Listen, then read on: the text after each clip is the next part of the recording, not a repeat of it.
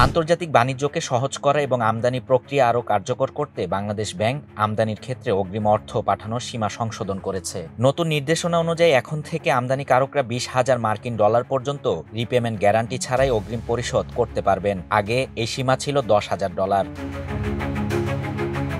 23 September মঙ্গলবার কেন্দ্রীয় bank থেকে জারি করা এক পরিপত্রে এ তথ্য জানানো হয়। এতে বলা হয়েছে, আন্তর্জাতিক বাণিজ্যকে সহজ করা এবং আমদানি প্রক্রিয়া আরও কার্যকর করতে এই পদক্ষেপ নেওয়া হয়েছে।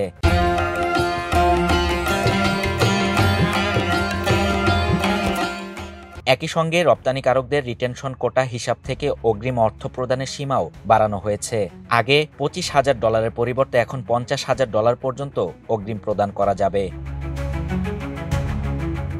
ব্যবসায়ীরা জানিয়েছেন, এই সিদ্ধান্ত ক্ষুদ্র ও মাঝারি আমদানিকারকদের জন্য বিশেষভাবে সহায়ক হবে, কারণ সীমা বৃদ্ধির ফলে তাদের দ্রুত সময়ে এবং তুলনামূলক কম খরচে অর্থ প্রদান সম্ভব হবে। এতে সময় ও অতিরিক্ত খরচ উভয়ই সাশ্রয়ী হবে।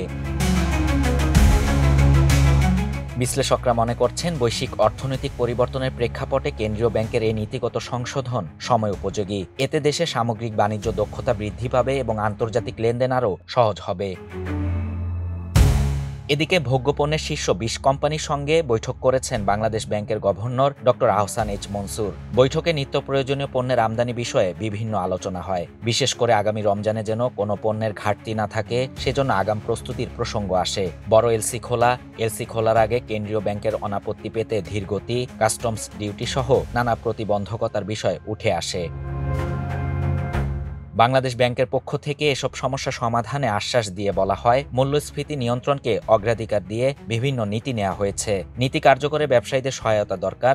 ডলার সরবরাহ কিংবা ব্যাংকিং বিষয়ে যে কোনো সহায়তা প্রয়োজন হলে কেন্দ্রীয় ব্যাংকের পক্ষ থেকে দেয়া হবে।